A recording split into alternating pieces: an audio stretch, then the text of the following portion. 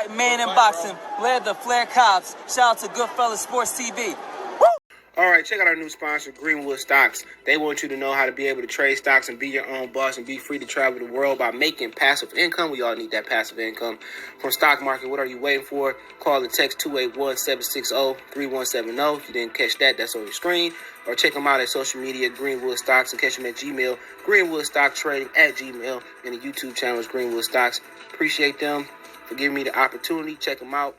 All right, let's talk about the welterweight rankings. I might go live on that tonight, man. So keep your notifications on alert. Hit all notifications so you'll get all notifications. Get a lot of people complaining. You got to hit all notification bell icon. You're gonna come up. It's gonna say personalized. You got to hit all. All right. So let's get to it. So I mean, at the end of the day, a lot of people talk about ranking. We're talking about ranking. Let them shake. We were talking about ranking the welterweights on Twitter, and everybody was like, man, the welterweight rankings and what he did at welterweight. Man, ain't no just welterweight rankings, and I'm peeved that these writers that feed into this shit. I'm not saying these guys in particular, but the old media like Jake Donovan and Dan Rayfield and guys like that. I'm not saying them particular, just talking about the old media. That feed into it's not about welterweight resume. You know why these casuals and these fake hardcore fans talking about welterweight resumes? Because Errol Spence ain't did shit else in his career. Keith Thurman ain't did shit else in his career. Sean Porter ain't did shit of significance and nothing else but welterweight. That's why they say welterweight. No, it's about resume. And like I said earlier, when Roberto Duran moved up and fought Sugar Ray Leonard, I'm pretty sure people that Roberto Duran didn't do nothing in 135 pounds, 47 pounds. He can't whip Sugar Ray Leonard, and he whooped his ass. And that might have been Sugar Ray Leonard's best fight, even in a loss. That showed him that he can get his hands dirty and he gangster. What else we going off of? When Shane, people say he Doug Floyd. You know what I'm saying? Shane jumped up to get a big payday versus Oscar De La Hoya, and he whooped him. And he whooped Oscar. So come on, I'm about to make peanuts with Floyd. Come on, but no, I'm pretty sure people were saying, well, Shane ain't did nothing at welterweight, and Shane welterweight resume is bad, and Shane is this, and you just think like, it don't matter when Floyd fought motherfucking Oscar De La Hoya. People want fixated that Floyd didn't fight nobody at 140 pounds, 154 pounds. People say, you know what, Floyd is the pound for pound king of boxing, and Oscar De La Hoya is the cash cow. That's what people said.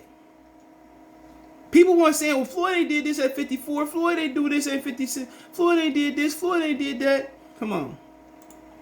That wasn't a sticking point. It was Floyd is the best fighter in the world, and Oscar De La Hoya is the cash cow. Let's see if Oscar still got it. That's what it was about. So when people sit here and try to say, well, his resume ain't that good, and he did this and he did this at welterweight, that shit don't matter. It's overall resume. Who got the better overall resume? It ain't about welterweight. But you know why they make it about welterweight? Because guess what? They ain't fought nobody outside of welterweight. Errol Spence don't have a good track record outside of welterweight. Tell me when I'm lying. Tell me when I'm lying. Keith Thurman he beat Cross Katanas outside of welterweight. He don't have a great track record outside of welterweight. That's their way of trying to deflect and even the playing field. When you talk about it's not about resume at 147, because if you're talking about it, Keith Thurman been at 147 for how long? We just talking about 147 pound resume. Keith, Sean, Danny Poles have better welterweight resumes than Spence. Keith Thurman been fighting at this division since 2013 versus Jane Yavik. He also fought, his first welterweight debut was versus Travis Hartman.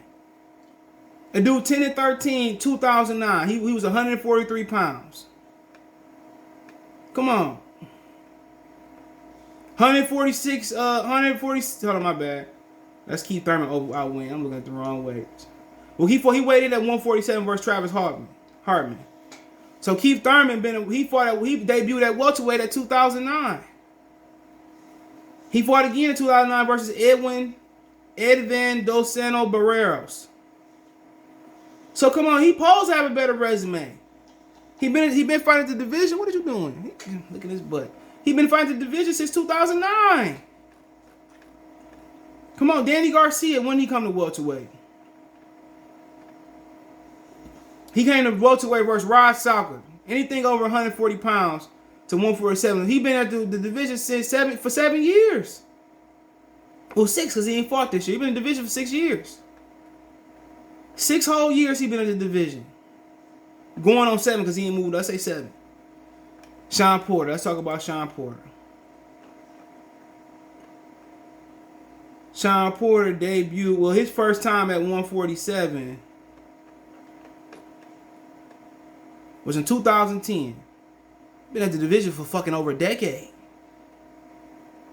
Come on, he been in the division over a decade. Who else he talking about? Or Dennis Ugas. I'm gonna go to him. His debut at welterweight was 2016. 5 years now. Versus Jamal James. Been 5 years now. Errol Spence, his first true welterweight fight. First time he weighed in at welterweight. 2014. Been here for 7 years now.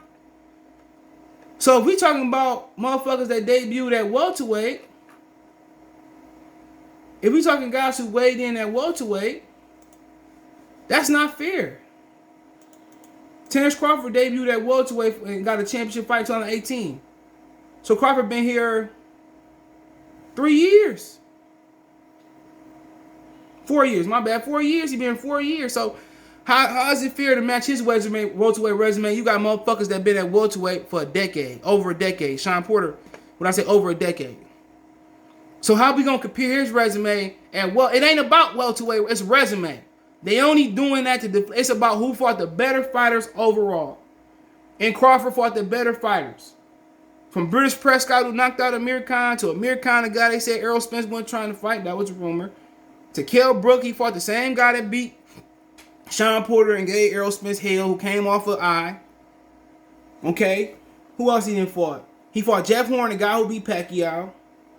He fought Felix Diaz, the guy that really beat Lamont Peterson, and they robbed him. If you go back when Diaz fought Sammy Vasquez, they either robbed him and gave him a draw. He went to the back. They brought him out from the back to the ring to get him and change the verdict. That's how disgusting that was. Come on, Victor Posto, who Danny Garcia ducked, said he didn't know who he was, but he fought on Danny Garcia undercard. And the guy who gave Josh Taylor a run for his money better than Ramirez, and the guy who else? He really beat Jose Ramirez too. I mean, I was talking about Josh Taylor. He gave Josh Taylor and Jose Ramirez a run for their money. So what are we talking about? When we talking about resume, what are we talking about? Gamboa more talented than anybody on fucking on Errol Spence's resume. Sean Porter was never a boogeyman. Who else on his resume? I don't know. Who else on his resume? Sean Porter was never a boogeyman. Danny Garcia, nobody was ducking the fade of Danny Garcia ever. It was about him ducking Lucas Matisse, most people thought, but that wasn't true. So that's my thing. Who was avoided on Errol Spence's resume? Danny Garcia, Sean Porter, Mikey Garcia, Ocampo, Lamont Peterson, Kell Brook, Bundu, Algieri, who came off 2 or 3 losses, two of the last 3 losses coming into that fight. Philo Greco, Samuel Vargas. I'm being real. Who was as talented as Yorgos Gamboa? And the only reason Gamboa didn't fulfill his prophecy because Bob Barron was hating on him. He wouldn't let him fight Juan Manuel Lopez. And a lot of those guys, or he beat the hell out of Salido. And Mikey Garcia put his tail between his legs. So, I mean, we talking about, or Dennis Ugas, he got a solid resume. He got the best win in the division out of the guys still going. Outside of Manny Pacquiao, beat Pacquiao, that's cool. But like I said, they sit here and they say welterweight resume, knowing Crawford ain't been there half as long as anybody there. They say that to deflect. They say that to take away. And some of these niggas should be ashamed of themselves to call themselves black masculine man, black man, hate on another black man. As soon as somebody say something racist or drop the N-bomb, he's a coon or he's a racist. He's ain't nobody trying to hear that, bro. At the end of the day, saying welterweight resume is a takeaway from Crawford. But once you compare to his welterweight resume, right? He only been there since 2018. Porter been there 11 years. Keith Thurman been there, what I say? When Keith Thurman been there, a lot of years. Keith Thurman been there forever. Let's keep it real. Keith Thurman been there forever. So when you look at it that way, and say, well, when they tell you, well, his welterweight resume, he only been there since 2018. He legitimately only been there 4 years. He only been there 4 years. He ain't fought yet this year. Keith Thurman debuted at 147 pounds in 2009. He been in the division for over a decade. Of course he supposed to have somebody on his resume. And you talking about somebody who had more scary moments than Keith Thurman? He got hurt versus Jose Soto Carras. He got hurt by motherfucking Luis Collazo. So he's talking about he ain't did nothing at welterweight. Nigga, you been there for over 10 years, 12, 13 years. Your resume is pathetic to be there that long. These punks should have been moved up in weight. You can tell them I said them. They all little motherfuckers to me. They don't come to where my dick is at. They all 5'9", 5'7". Grab that nigga by his ponytail if he still have it. And he got something to say. They've been at the division for a long time. So we ain't comparing welterweight resume. Who the best fighter at welterweight? Who got the best resume at welterweight? Who the only welterweight that won a title in 3 weight classes at the division? The Errol Spence? No, he's scared to move up. Did Keith Thurman? He's scared to move up. Sean Porter, you make my love. He came down. He had a draw with a fucking career lightweight in Julio Diaz. Danny Garcia ain't been nothing at welterweight. Mikey Garcia, what he did at welterweight? What his welterweight resume look like for Terrence Crawford? No, y'all some fucking tap dancing, buck dancing raccoons. Y'all gonna say, well, Mikey was a Mexican. Come on, man. Who got the best resume at 147 pounds regardless? It ain't Terrence Crawford fault that he moved on up 2 or 3 times. And they asked him to move up first Charlo before they asked Errol Smith to move up, period. They said welterweight resume because Sean Porter ain't did nothing outside of welterweight. You can tell Kenny I said it. Errol Spence ain't did nothing out of welterweight. Keith Thurman, Kell Brook did more outside of welterweight than motherfuckers that's been there for years. He had the balls to fight Golovkin.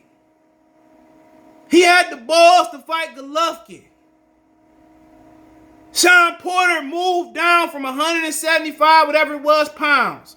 And he lost. He had a draw with a lightweight at Julio Diaz. And you talking about he a challenge? No, he not. He lost to Ugas. Ugas, what he debuted at 140 pounds? A nigga that was almost a cruiserweight, light heavyweight. So they sit there and say welterweight resume because they don't have a resume outside of welterweight. Who got the best welterweight? Who got the best resume in the division is Terrence Crawford. Bar none if you're not talking about Manny Pacquiao. It's Terrence Crawford. Now, Ugas didn't win a belt at 40. He didn't win a belt at, he barely got a belt at 47.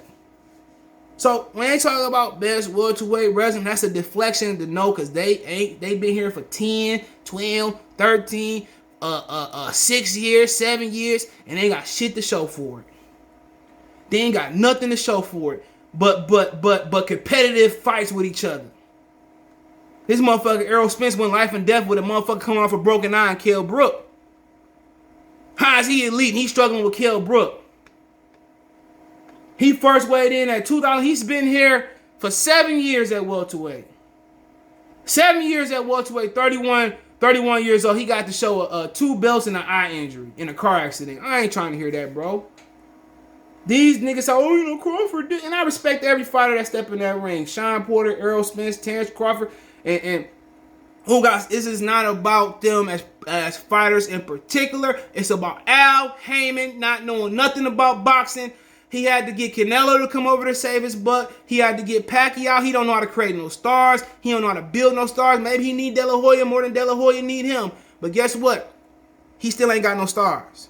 All this ducking and hibernating and motherfucking marinating. They still ain't got no stars because he don't know how to build no star. The biggest star they got is Deontay Wilder. And it's just not about Earl Spence and them. It's not personal about them. It's the way PBC move. They move like a Negro shop. They move like a black-owned business. What they say?